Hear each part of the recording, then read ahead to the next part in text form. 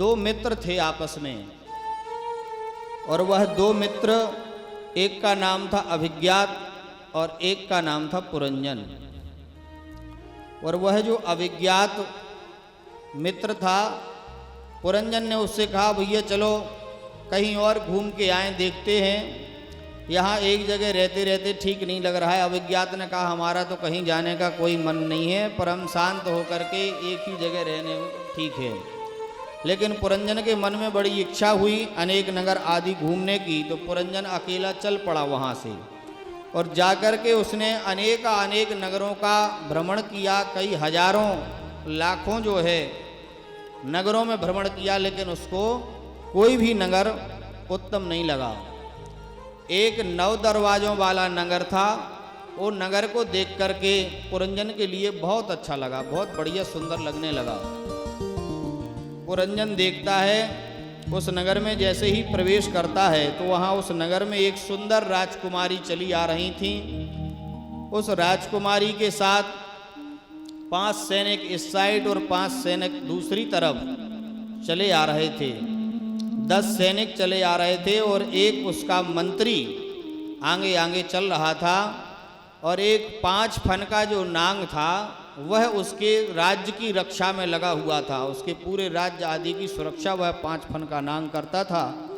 ऐसे उस नगर में जैसे ही पुरंजन ने प्रवेश किया तो वो जाकर के उस राजकुमारी के सामने आया, उससे पूछा देवी आप कौन हैं, आपका परिचय दीजिए। तो देवी ने कहा हमें अपने माता पिता का तो पता नहीं है, परंतु यह राज्य में उन्होंने बताया कि ये 4-5 हमारे दोनों साइड सैनिक हैं, ये हमारे मंत्री हैं, ये 5 फण का हमारे राज्य की रक्षा करता है, इस राज्य में हम ही रहते हैं, सारे उपभोगों को भोगते हैं। और पुरंजन को भी बड़ी सुंदर युवती देख करके मन में बड़ी प्रसन्नता हुई। पुरंजन ने कहा देवी आपका विवाह हो गया? उन्होंने कहा नहीं अभी नहीं हुआ। पुरंजन ने कहा विवाह तो अभी हमारा भी नहीं हुआ है। और दोनों ने एक दूसरे को वहीं पर पसंद कर लिया और आपस में ब्याह कर लिया, और दोनों रहने लगे उसी राज्य में। अब बड़े सुखपूर्वक दोनों उस राज्य में रह रहे हैं। एक दिन दोनों जैसे ही रह रहे थे तो एक जरा नाम की कन्या थी, उससे कोई विवाह नहीं करता था। उस जरा नाम की कन्या से कोई भी विवाह नहीं करता था,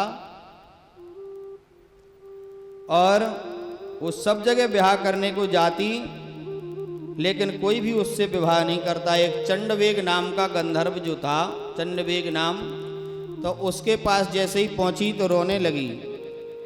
उसने कहा हमसे कोई ब्याह नहीं करता है, हमें कोई भी स्वीकार नहीं करता है, क्योंकि वो बड़ी कुरूप थी। तो चंडवेग ने कहा कि तुम हमारे इन सैनिकों को ले जाइए, हमारे यह 310 गंधर्व और 310 गंधर्वियाँ हैं।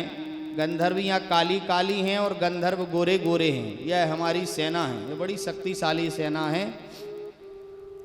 इस सेना को आप ले जाइए और किसी को भी जाके बलपूर्वक आप उसको विजय प्राप्त करके उससे जबरदस्ती ब्याह कर लीजिए, क्योंकि जब कोई आपको स्वीकार नहीं कर रहा है तो आप जबरदस्ती ही ब्याह कर लो। उसने कहा ये आपने अच्छी सलाह दी, ये बहुत बढ़िया है, इसी को ले जा कर के करते हैं। तो उसने जैसे ही उस सेना को लेकर के वह जरा नाम की कन्या गई, उसने सबसे पहले पुरंजन को देख लिया, उसको पुरंजन बड़ा पसंद आ गया। तो उसने पुरंजन से ही विवाह करने की मन में ठान ली। लेकिन पुरंजन और पुरंजनी की सुरक्षा में तो अब पुरंजन अपनी पुरंजनी के साथ इतना मदमस्त हो गया कि कुचित गायति गायंतम रुदंत्याम रुदति कुचित। जैसे ही पुरंजनी रोए तो पुरंजन रोने लगे, पुरंजनी हंसे तो पुरंजन हंसने लगे। उसके सुख में ही अपना सुख महसूस करता और बड़े प्रेम से उसके साथ में रहने लगा। और जब जरा नाम की कन्या ने उसके नगर पर आक्रमण किया तो धीरे धीरे वह पंच, यह जो उसके सैनिक थे वो मारे गए। जब सैनिक मारे गए तो 5 फान का नांग जो था वो अपने आप भाग गया। अब ये पुरंजन अकेला बचा। और इस पुरंजन की भी धीरे धीरे वो पंचफण का नांग जैसे ही भगा और ये तो वो भी मारा गया। अब इसका दूसरा जब जन्म हुआ, क्योंकि उसकी आसक्ति थी उसमें पुरंजनी में, और पुरंजनी को याद करते हुए ही उसकी मृत्यु हुई, तो वो स्त्री का ही जन्म मिला। क्योंकि ऐसा हमारे शास्त्रों में कहते हैं कि जो जिस चीज का चिंतन करता है, उसी की आसक्ति में जिसकी रहता है, उसी का जन्म उसको द्वारा मिलता है। तो वो स्त्री आसक्त में ही उसने अपनी मृत्यु को प्राप्त हुआ, तो दूसरा जन्म उसको स्त्री का मिला। स्त्री का जन्म मिला तो एक राजा के यहाँ उससे विवाह हो गया, रानी बन गया। राजा की किसी युद्ध में मृत्यु हो गई तो उसके सिर को अपने गोदी में रख करके वो सती होने के लिए चला था, सती हो रहा था। उसी समय उसका जो पुराना मित्र था अभिज्ञात, वह ब्राह्मण का वेश धारण करके उसके पास आ गया। बहुत सुंदर कथा है, इसको मन से सुनेंगे तो ही समझ आएगी, नहीं तो बहुत अच्छे अच्छे विद्वानों को यह कथा समझ आती नहीं है। अध्यात्म गहराई है, अभी समझ आएगी। तो जैसे ही वह अभिज्ञात आए तो वह पुरंजन से कहा कि क्यों सत्ता होने जा रहे हो। तो पुरंजन बोला कि अरे हम पतिव्रता स्त्री हैं, हमको ऐसे बोलते हो। तो उन्होंने कहा तुम हमारे मित्र हो। तो पुरंजन बोला, ये स्त्री के भेष में था, कि हम कोई किसी के मित्र नहीं हैं, अपने जीवन पर्यंत हमने अपने पति को ही अपना पति माना है, हम पतिव्रता स्त्री हैं। और जहाँ तक हमें ज्ञात है कि हमने अपने जीवन काल में अपने पति के अलावा किसी के भी प्रति कोई भी ऐसा भाव मित्र का रखा नहीं है। और फिर अभिज्ञात ने उसको पूर्व जन्म स्मरण दिलाया कि हम आपके मित्र अभिज्ञात हैं और तुम हो पुरंजन, और कहाँ सती सत्ता के चक्कर में पड़ गए हो। उसको जैसे ही स्मरण आया तो वह बड़ा आश्चर्यचकित रह गया। हाँ, अरे मित्र तुम कहाँ थे।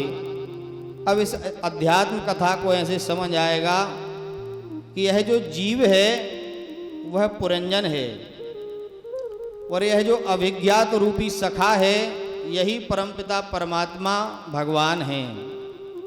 और इस जीव को इन नव दरवाजे की जो नगरी थी जिसको वो आकर्षित हो गया था पुरंजन देख करके, यह नव दरवाजे की नगरी, यह शरीर ही है हमारा। इसमें गिन लीजिए 9 दरवाजे ही हैं। 9 दरवाजे, 2 आँख, 2 नाक, 1 मुख, 5 हो गए, और 2 कान 7 हो गए, और 2 मल इंद्रिय और मूत्र विसर्जित इंद्रिय को मिलाकर के ऐसे 9 दरवाजे का ही ये पूरा हमारा शरीर है। तो इस नगरी को देखकर ही ये पुरंजन आकर्षित हो गया। ये जीवात्मा इस नगरी को देख करके आकर्षित हो जाती है। और क्योंकि मनुष्य शरीर ही ये नगरी अनेक 84 लाख योनियों रूपी जो नगरों में वो भ्रमण करने गया था, वह नगरी उसको कुछ भी अच्छा नहीं लगा। क्यों नहीं लगा कि और कीड़ा मकोड़े आदि की किसको योनि अच्छी लगती है, सबको मनुष्य शरीर ही अच्छा लगता है। तो उसको कोई भी अच्छा नहीं लगा, मनुष्य शरीर बहुत बढ़िया लगा, इस पे आकर्षित हो गया। यह पुरंजनी कौन है? तो यह पुरंजनी है हमारी बुद्धि। जब मनुष्य शरीर में आ जाता है तो सबसे पहले बात किसकी मानता है? बुद्धि की बात मानता है। बुद्धि जैसा कहती है वैसा ही व्यक्ति करता है, बुद्धि जैसा कराती है वैसा ही यह मनुष्य करता है। और यह उसके जो 5 सैनिक थे, ये कौन थे? 10 ज्ञानेंद्रियां और 10 कर्मेंद्रियां। 10 ज्ञानेंद्रियां और 10 कर्मेंद्रियां ही इसकी ये सैनिक थे। और जो मंत्री था, सेनापति, वह कौन था? वह इस 10 ज्ञानेंद्रियां और कर्मेंद्रियों को जो नेतृत्व करता है वो है मन। मन ही तो इनका नेतृत्व करता है। 5 ज्ञानेंद्रियां और 5 कर्मेंद्रियां, हाथ, नाक, कान, मुख, वाणी, ये सब हमारी कर्मेंद्रियां हैं और ज्ञानेंद्रियां। तो इनका नेतृत्व करता है मन। सबको मन ही आदेश देता है कि किसको कहाँ क्या करना है। और बुद्धि इसका निर्णय करती है, उसकी रानी है सबकी। बुद्धि मन को आदेशित करती है। तो इस प्रकार से यह जीवात्मा इस शरीर के माध्यम से और इस अनेक नगरों को भ्रमण करने के चक्कर में संसार सागर में फंस जाता है और अपने अभिज्ञात रूपी मित्र को भूल जाता है। और वह अभिज्ञात मतलब भगवान ब्राह्मण के जो रूप में आकर के उसको चेताए और उसको कहा कि तुम कहाँ इस चक्कर में पड़े हो, वो कौन है? वह हैं सतगुरु। जैसे सतगुरु जब हमारे जीवन में आते हैं तो वही तो परमात्मा का मार्ग बताते हैं। सतगुरु कहते हैं कहाँ एक चक्कर में पुत्र स्त्री आदि के चक्कर में पड़े हो, ये कोई तुम्हारे रिश्ते नाते नहीं है, ये तो इस जन्म के हैं। इस जन्म से पूर्व कौन था तुमको पता है?